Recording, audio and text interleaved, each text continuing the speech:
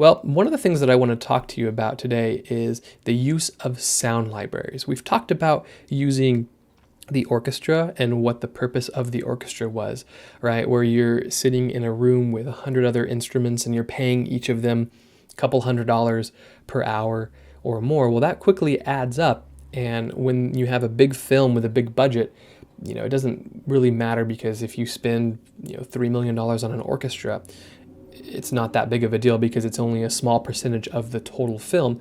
But for those of you who are interested in getting into film scoring, you're not going to have $3 million to hire an orchestra to record your work. So with the advent of sound libraries, you can get a really good orchestral sound for really, really cheap. It's really become affordable in the 21st century. So what is a sound library? Some of you might be thinking. Well, a sound library is a collection of digital sound recordings known as samples.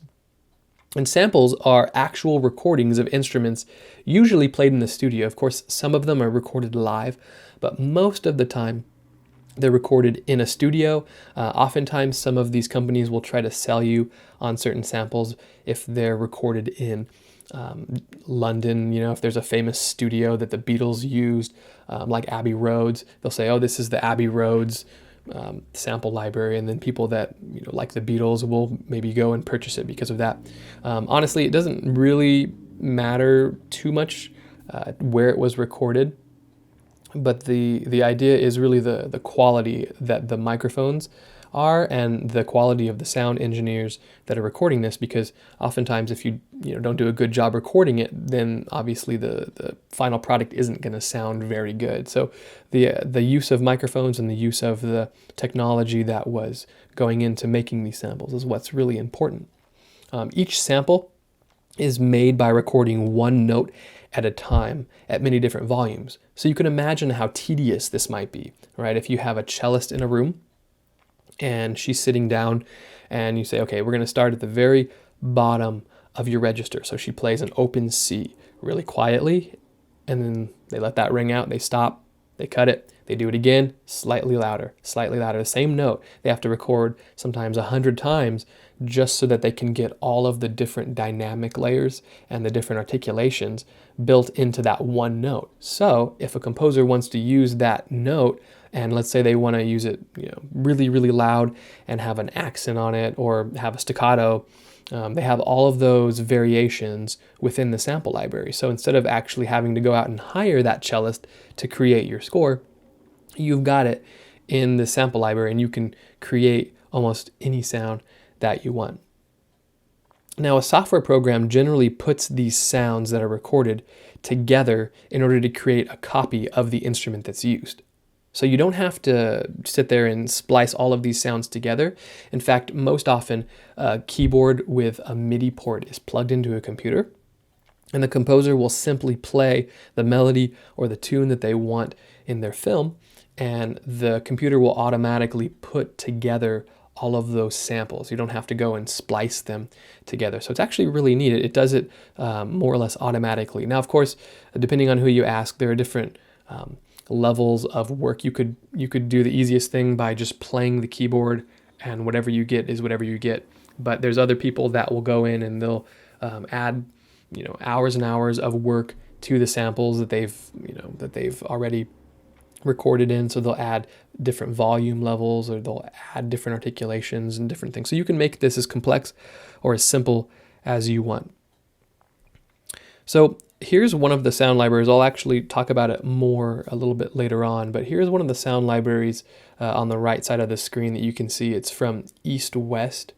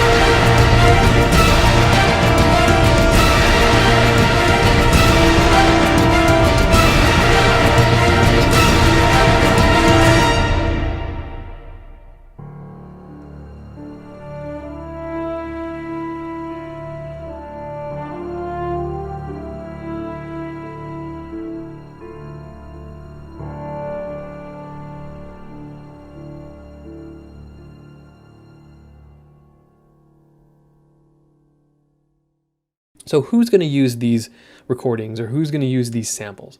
Well, oftentimes it's the composers, the orchestrators, arrangers, and sometimes even performers and producers can use the sample libraries to create this full orchestra. So it's not just limited to film composers, but even orchestrators or arrangers can use sample libraries, right?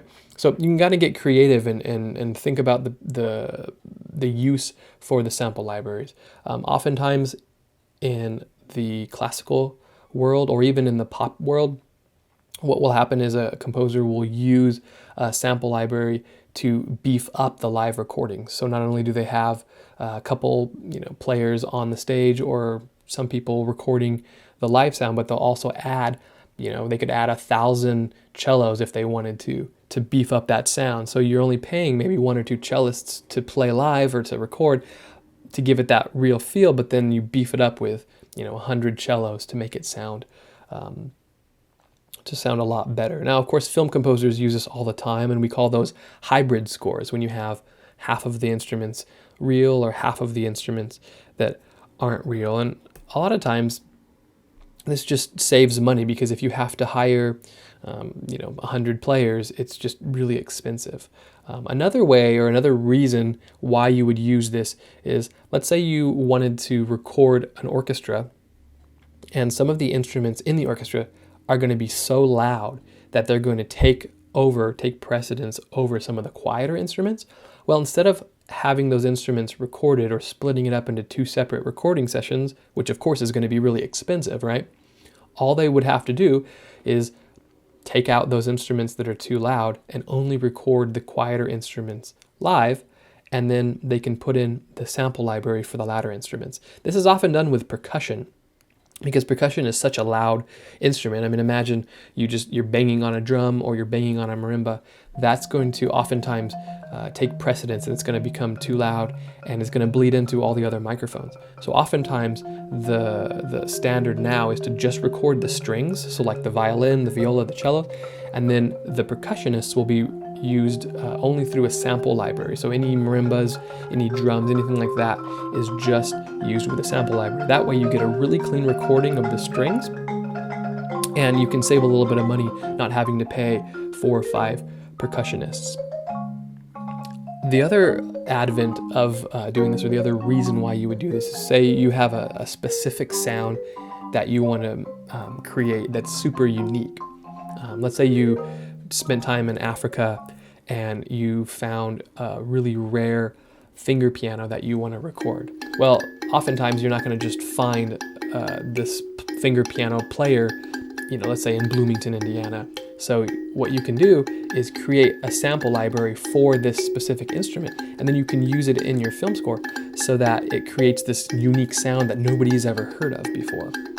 And by doing that, oftentimes you get a ticket to other work, because if people hear a unique sound that nobody else is doing, well, they're going to wonder, well, what is this sound? And I really like it, so I want to hire this composer over and over and over again to get these unique sounds. So a lot of composers nowadays, Danny Elfman, Hans Zimmer, they'll look for unique sounds or unique sample libraries to create a very interesting score. So when the audience is listening, they don't really know all the time what that instrument is. Oftentimes they'll listen and they'll think, that's really interesting. I don't know if is that a banjo? Is that a piano? What kind of is it? And oftentimes it's an instrument from India or from Africa, or something that's not a Western instrument, that creates a unique timbre and a unique sound. Okay, so let's talk a little bit about sound libraries. There are hundreds, if not thousands, of sound libraries out there, and most of them are pretty good. If for those of you who haven't been to a convention like NAMM, what I would recommend is looking online if you're interested in sound libraries. But if you do go to a convention later on in your life, like a musical convention, oftentimes there are tables with different sound libraries and different instruments, and you can just ask questions before you buy. Of course, now it's hard to do that because it's expensive. So if you go online, you can do a lot of research. But what I've done for you is I've pulled out 3 sound libraries that I've heard a lot about, that I've used, and that I really like. Now, I'm not getting any endorsements from doing this. I'm just kind of trying to show you a way in so that it's easy for you to get started. For those of you who are interested in film scoring or who want to try to play around with this and write music for instruments that you don't play. Now, the first one is East West. This is probably one of the standards in Hollywood right now. The East West library is really fantastic. In fact, I use this one personally. Because they have a subscription service. So instead of just spending $1,000 or a couple $100 buying the library outright, you can have a monthly subscription. And to my knowledge, they're the only ones as of this recording that are doing this. And it's relatively cheap. It's about $15 per month for you to subscribe. So you can have an entire orchestra at your fingertips for $15 a month. In fact, some of the recordings that I've used, some of the records that I've released, have samples from the East-West library. And of course, they're manipulated a bit so they don't sound exactly the same as if you just plugged it in. But it's a really, really fantastic library. Now, one of the downsides to using this is they use a software called Play.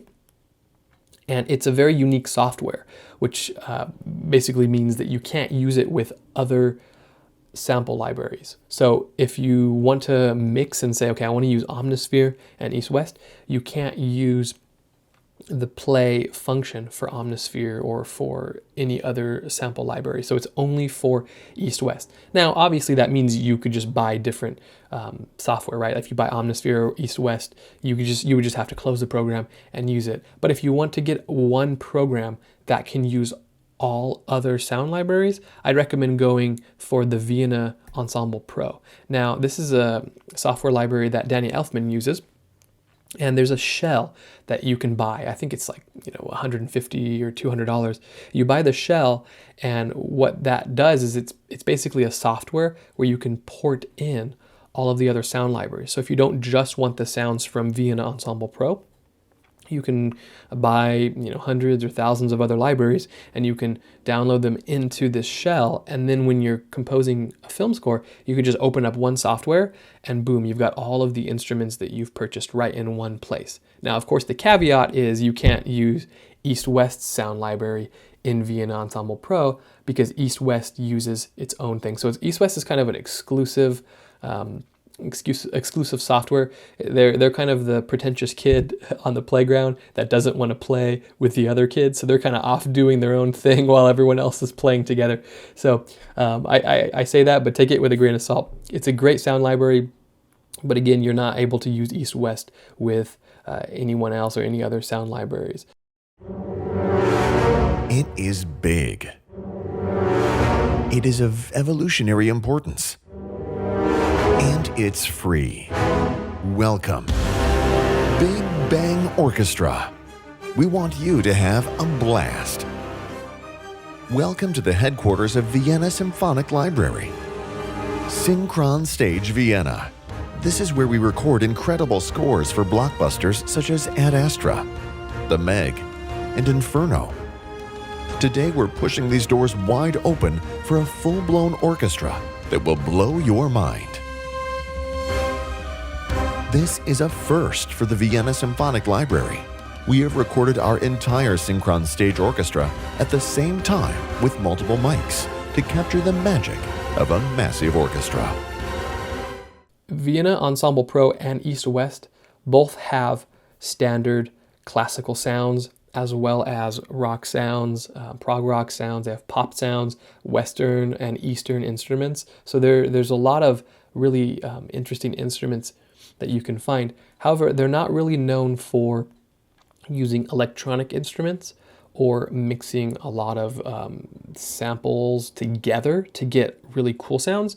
So you have to layer them yourself. So they kind of give you the basic building blocks, and you have to know what to do in order to layer them. The reason I say that is because this next sound library that I'm going to recommend, Omnisphere, is actually one of the simplest libraries to use.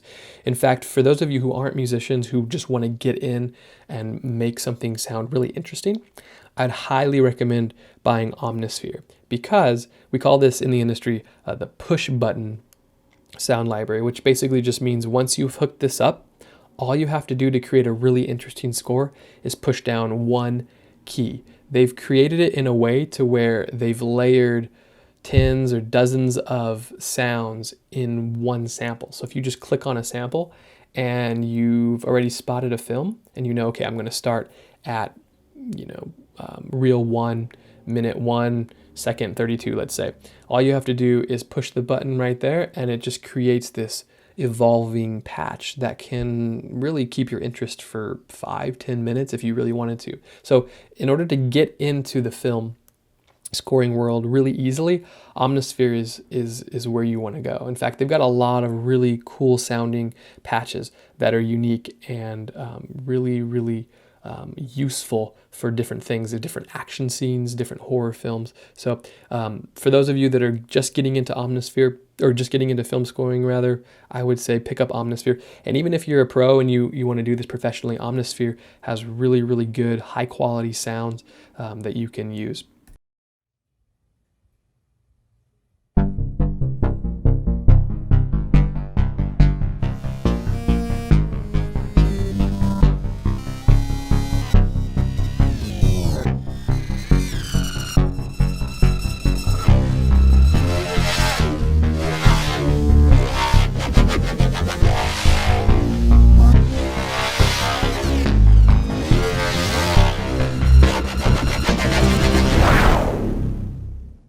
We're super excited to share Omnisphere 2 with you guys. We've been totally blown away to see so many people use Omnisphere in so many different ways.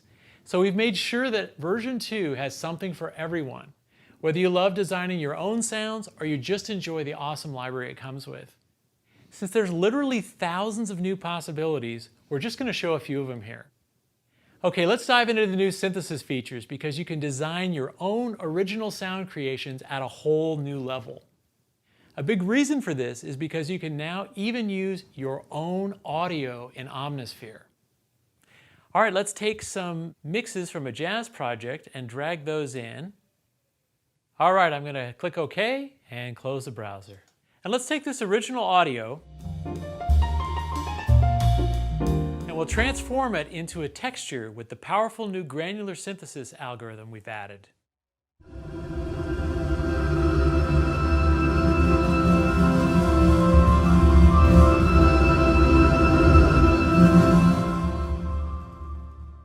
Let's turn it into a rhythmic sound. If I change the position, it'll change which part of the track is being affected.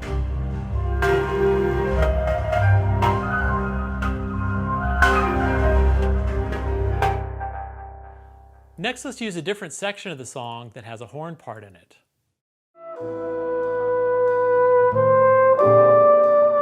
Okay, now I'm going to reverse that. And let's turn the granular on.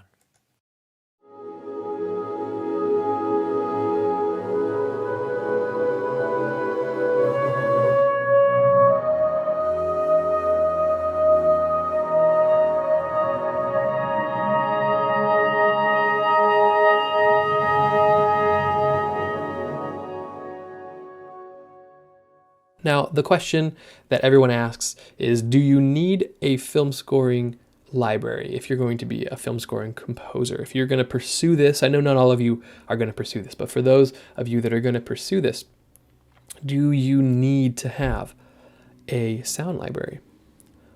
Well, technically no, but most composers in and out of Hollywood do use sound libraries. So I'd highly recommend choosing one so that you can save thousands of dollars and you'll be able to hear your music immediately. So instead of having to go and spend thousands of dollars hiring an orchestra or begging your friends to play for free, you can immediately hear the music that you've written. Now, the caveat to that, or the side note to that, is that the sound library isn't going to sound like a live orchestra, right? There's a reason why people still pay thousands of dollars even today to record orchestras. Well, it's not because they just want to spend money or they don't know what to do with their money, but it's because it sounds really good. It sounds a lot better than the samples. Because if you're playing one note and then you're stringing together 7 of those notes that were recorded individually, there's not going to be a phrase that's shaped. There's not going to be a general dynamic shape to it. It's going to be very flat, and you're going to hear that in the recording. Just like when you're having a conversation, and if you're listening to my voice right now, you notice that the pitch goes up and it goes down as I'm talking. And that's natural in speech, and that's natural in music. Now, if you have the volume control of an orchestra, when you're playing live, you expect that. And when you play a sample library and you're expecting that but you don't get it, it can be a little bit disappointing. So take the sound libraries with a grain of salt. They're not going to give you exactly what you want from a live sound, but it's going to be good enough for a director to listen to and get an idea of what it's going to sound like. Because most directors, for some of you directors out there that are listening to this, most often you don't read music. So if a composer gives you a score, you're going to look at the score and think, well, this is meaningless to me. This just looks like chicken scratch. But if you can actually hear it, then you can establish a trust relationship knowing, okay, this sounds pretty good. I know that when I get into a live session, it's going to sound a lot better because of the live instrument. So it gives you a level of trust knowing, okay, it's going to sound decent. I don't have to just fire this composer and hire someone else.